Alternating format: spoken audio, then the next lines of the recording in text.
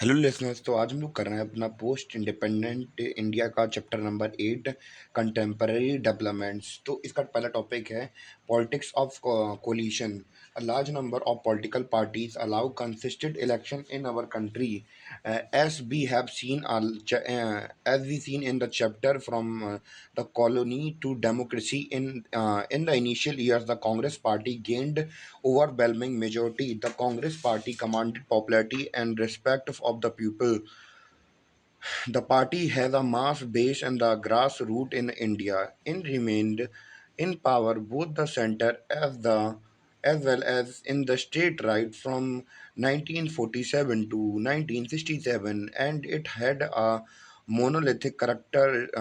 However, emergence of strong religious parties, politicization of various social groups, and their struggles for their share in the characteristic, the political transition and the churching in contemporary India, and it have made a coalition government inventive at a federal level. The beginning of the coalition politics in India during the fourth generation election of the to the Lok Sabha and the state assemblies after the demise of the Nehru and the Shastri, the Congress party exhibit its mandate and lost its character and motivation as a party of social and institution change. People were unhappy with the corruption and lifestyle of the party members, according to the Zarir Masani, a freelance journalist and the broadcaster, due to the continuous power struggle within the rapid erosion of party discipline. Confidence was built up in the anti-Congress wave during 1967 election. An important feature of the 1967 election was a coming together of the opposition party. In the 1967 elections also initiated the dual era of the short-lived coalition government, and the politics of the defection. Coalition government were formed in all opposition ruled state exception Tamil Nadu Congress to form coalition government in some of the state. 1967 election also heard politics of the coalition in Haryana, where the defection phenomena was the first initiated. Uh, and new term was coined Ayaram Gayaram for the leaders frequently changing their parties during 1967 to 1917.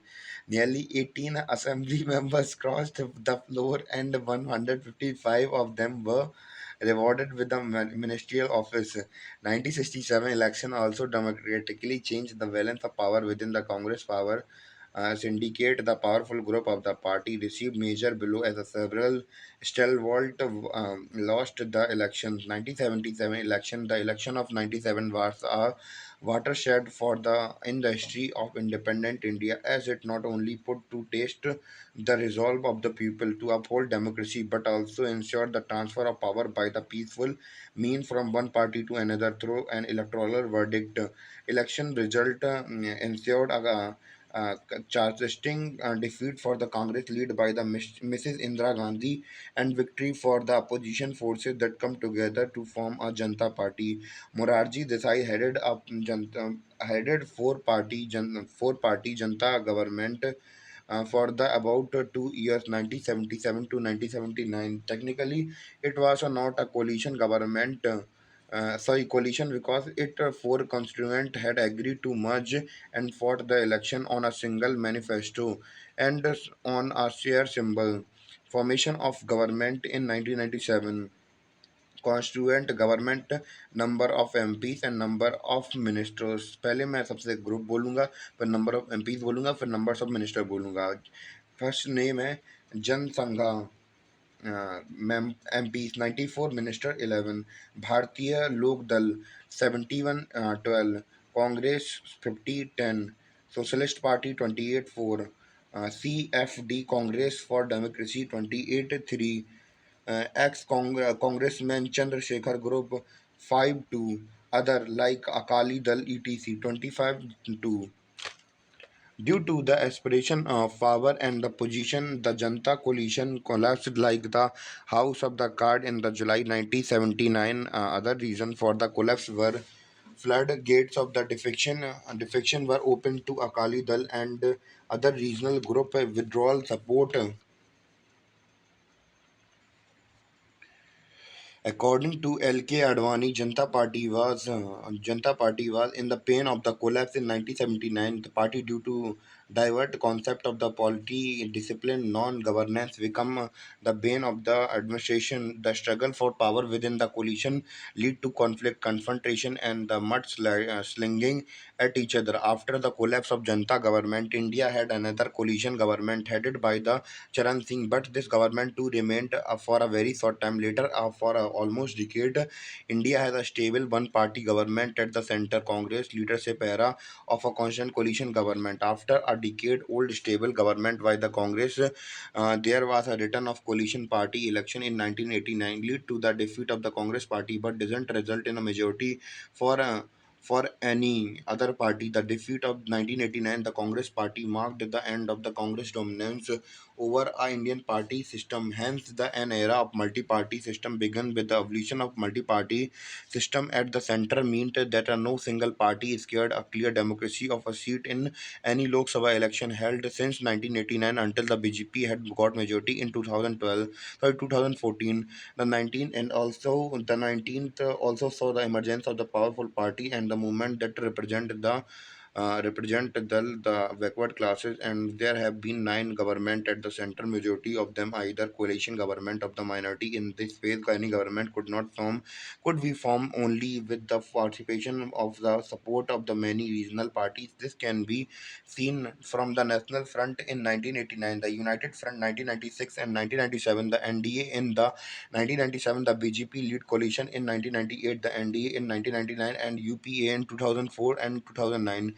Mandal politics. The Mandal Commission was set up in the 1978 by the Government of India to investigate the extent of the education and the social backwardness among the various sections of the Indian society and the recommendation way of identifying these backward classes. Mandal Commission found that the backward class had a very low presence in the both education institution and in the employment in the public services. Hence, it had the recommendation reservation of the seat in education institution and the government job for these groups. Mandal Commission also made many recommendations like the land reforms to improve the condition of the OBCs. After a debate of the report in the August 1919, the National Front government decided to implement one of the recommendation of the Mandal Commission pertaining to reservation for OBC in job in the central government, and its undertaking. The decision sparked agitation and the violence protest in many countries to of North India. Supreme Court in 1992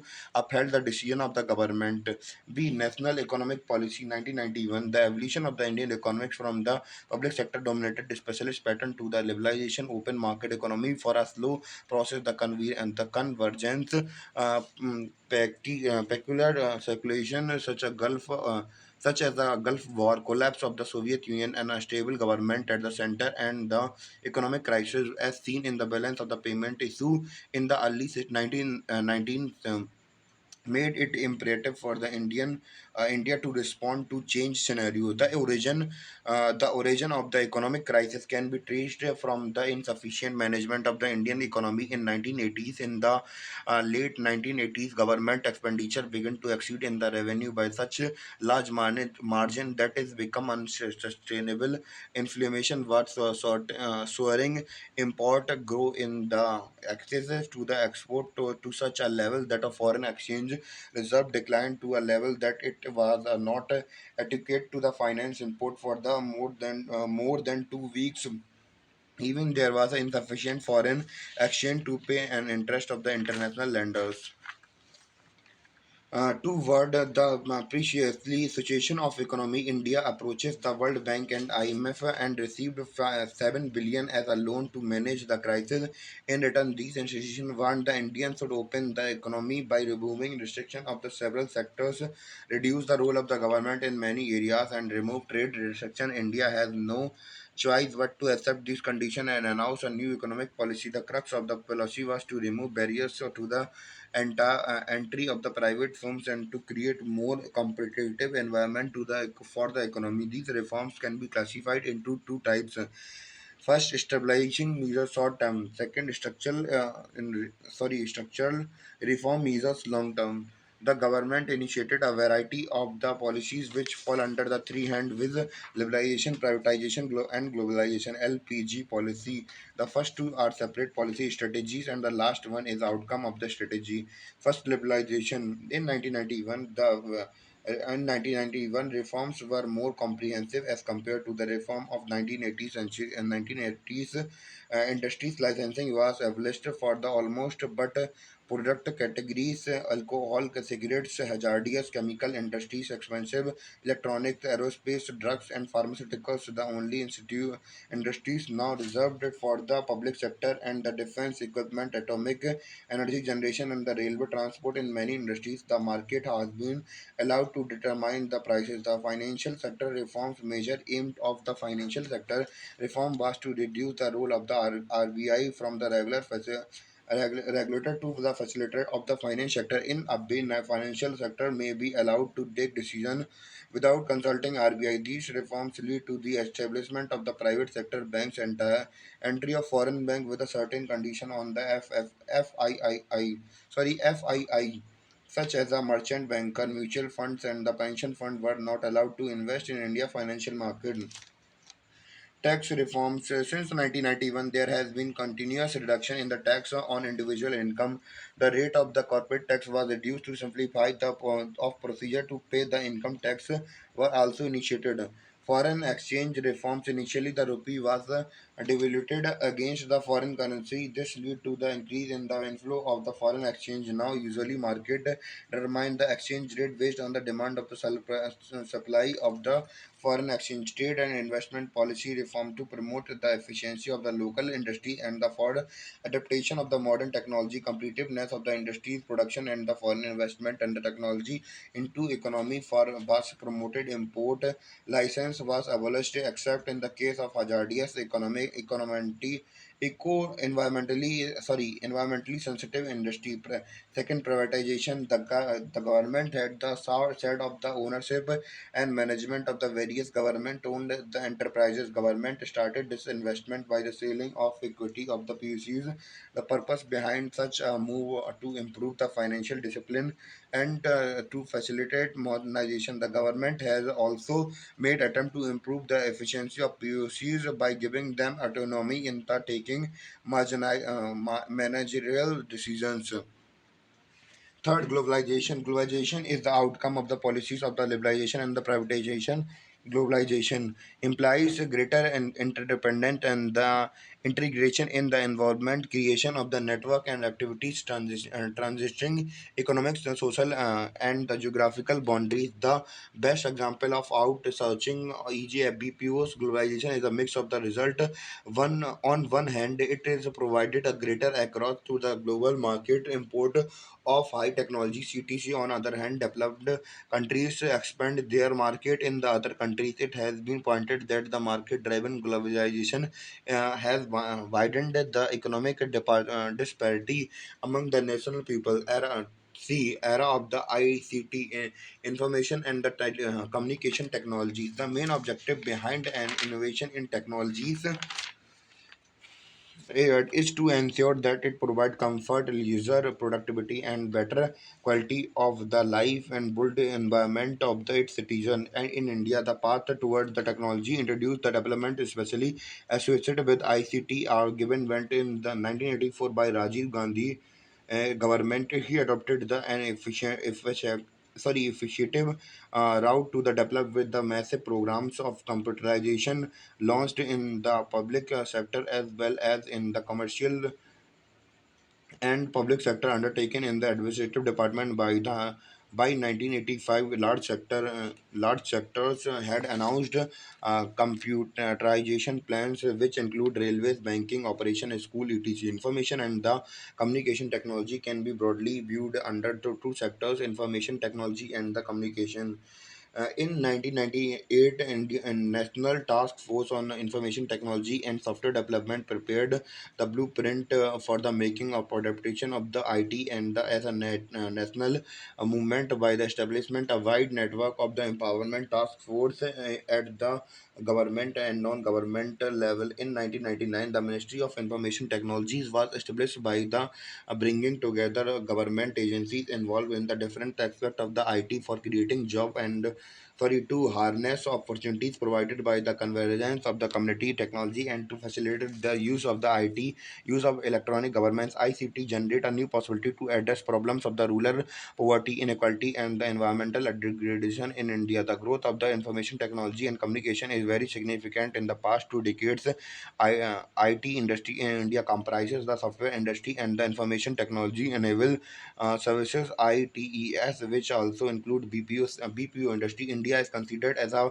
pioneer in software development and the for a favorite destination for the IT enabled services ITES. Many other countries took a look to country as a model for the global outsourcing and try to imitate element of this in age their own strategies. The government of the India's and respective state government in India use the ICT for the delivery of the government information and services to citizens. And G2C business and G2B employees, G2E and the government G2G. The government of India initiated an e-government program during the 1990s by adopting the Information Technology Act 2000. The major aim of this act but to recognize electronic contact, prevent computer crimes, and make electronic filing possible. Later in 2006, government approved the National E-Government Plans and NEGP to enhance the e-government initiative in India. Almost all states and the UTs have also implemented their own e-government services to serve their citizens and businesses. Some of the prominent services include Bhumi from the Karnataka, Gyan Doot from MP, Smart Government from Andhra Pradesh, Sari from Tamil Nadu. And our chapter 8 is completed now of the post independent India. I hope just you just understand my lecture.